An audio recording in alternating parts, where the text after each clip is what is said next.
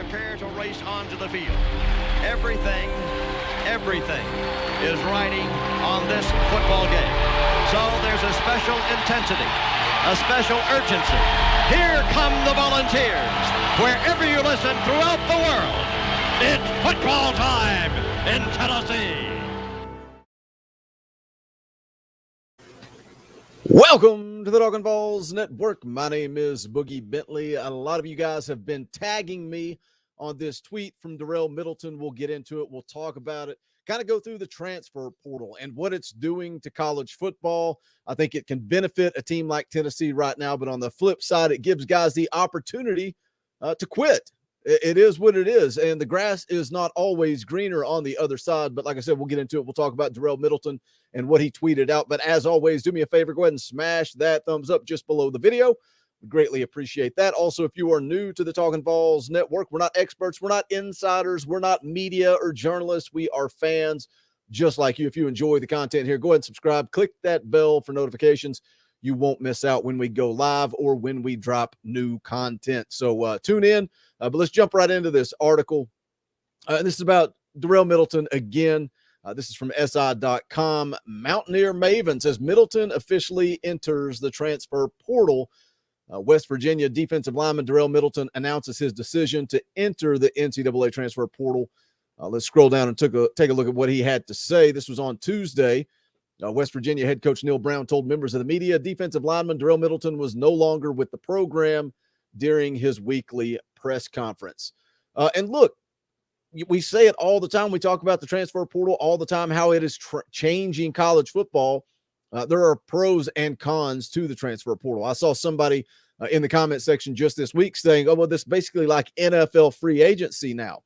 And to me, the negative to it is it gives players an opportunity to quit.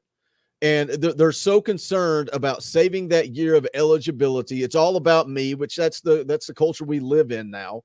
But like I said, it gives them an opportunity to quit. Look at the Harrison Bailey situation. You know, it makes sense for Harrison Bailey to transfer. I don't blame him for looking to go elsewhere. Don't blame him at all for that. But at what point are you just quitting on your team? Jason Swain talked a lot about it on his show this week.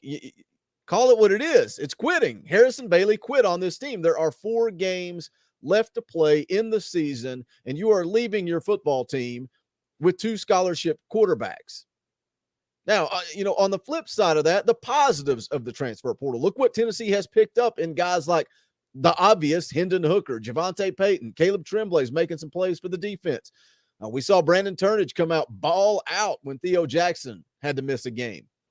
There are positives to be taken away. How does it impact your locker room and team chemistry, bringing in a guy like Hendon Hooker that's now leading this team? Obviously, it worked out in that situation. But when we look at Darel Middleton here as he looks to leave West Virginia, how would that impact Tennessee? And we'll get into the tweet, but let's look at what he said when he entered the portal. It said, many of you will be shocked, and the ones who not are probably the ones waiting for some flames to go up to add more gasoline.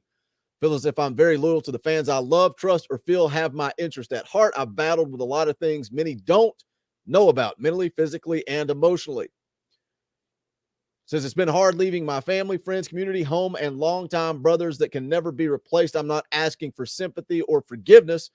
I entered the transfer portal due to lack of maturity, accountability, and uncertainty. When I transferred to West Virginia, thought it was the best move. I thought it was the best opportunity in the small window of time I have to land a position and be on the field by fall.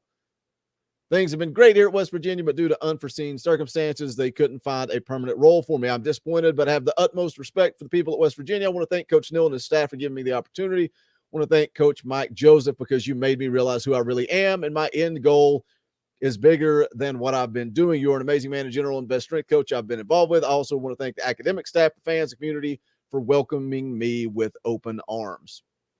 Now, the first thing I thought when I saw Middleton back into the transfer portal was, how old is this guy? And his story, his journey to Tennessee is a long one. When you look at what he went through, the twists, the turns, the ups, the downs, he committed to Tennessee in 2013, 8 years ago. He committed to Tennessee. Had some struggles to actually get to campus. He didn't qualify out of high school.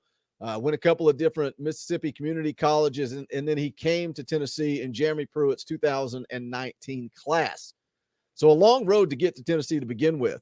And the first question I asked when I'm like, man, it seems like he was a guy that, has just been around forever. And he addresses it right here. He says, I have a year of eligibility left. Graduation date is the end of spring semester 22. I'll be opting out the rest of the season again. And I don't take what he says here lightly. When you go back to his comments, about people don't know what I battled mentally, physically, and emotionally. And we don't know what this kid has been through. We don't know what any of these kids have been through. Simply watch what they do on the field. But when you tell me that you're opting out the rest of the season, it's the same thing with Harrison Bailey. You're quitting on your team. Call it what it is. But he says, I'll be opting out, be focusing on graduating and working on my physical and mental health. While that is going on and in preparation to graduation, I'll begin the process of finding a home for the remaining of my eligibility and pursuit of my graduate program. And that's where Tennessee comes back into the mix. Where does Tennessee fit into that? Well, this is the tweet. A lot of you guys tagged me in it. Darel Middleton sends out yesterday around lunchtime, I know how great I can be under Coach G. Tags the man in. This seems like a little desperate to me. It seems like maybe when Darel Middleton went into the transfer portal, he didn't get the phone calls that he wanted. But to tweet out, tag Coach G, got a lot of support from Ball Nation.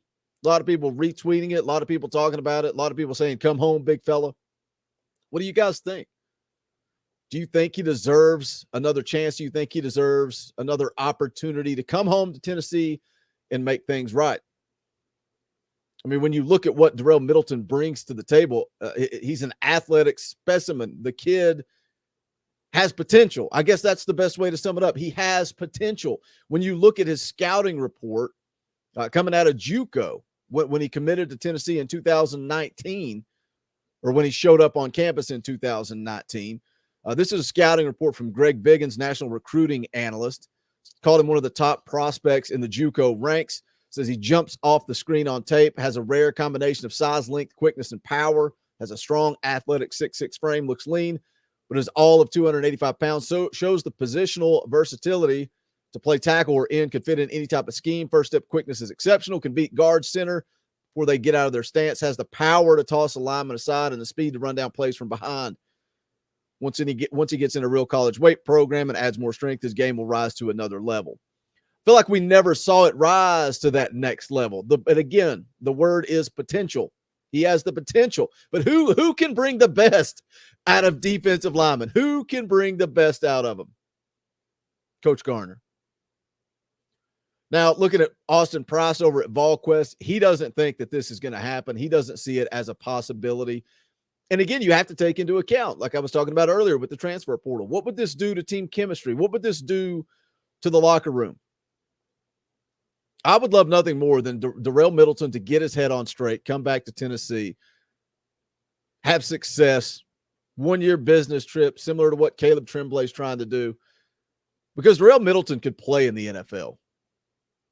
And yeah, his numbers fell off between 2019 to 2020 at Tennessee, but you also got to look at the circumstances from 2020.